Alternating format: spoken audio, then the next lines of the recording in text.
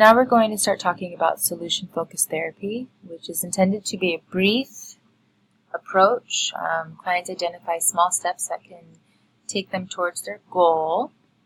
Solution-focused therapists believe clients have problems because they have limited view of their problem, which leads them to become in a continuous strict pattern, which leads to useless solutions.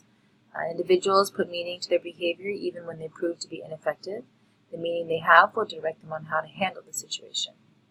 When most clients come into therapy, they want to talk about their problems, which usually consists of negative talk and things that have occurred in the past. Solution-focused therapists don't want to dwell on the past. Instead, they want to discuss solutions for the future and the positive possibilities it holds. With solution-focused therapy, they are more concerned on how the client can create solutions in their lives in order to have a brighter future. By the client focusing on their strengths, it will allow the therapy sessions to be brief and productive. Solution-focused therapists believe that family dynamics are important, but that families can hinder one's potential and limit the way they create solutions in their lives. There is no set definition of what a normal family is, but instead, solution-focused therapists know that each family has their own unique way of functioning.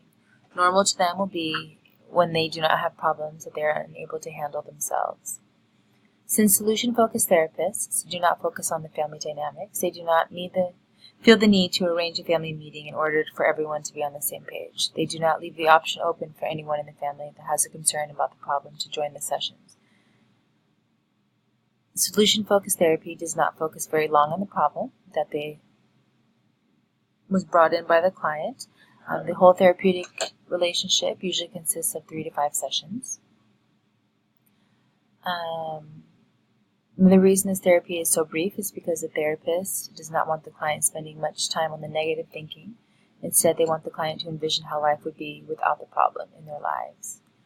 Solution-focused therapy, therapists focus on times in the client's life where they had to overcome a similar problem and how they were able to overcome that problem.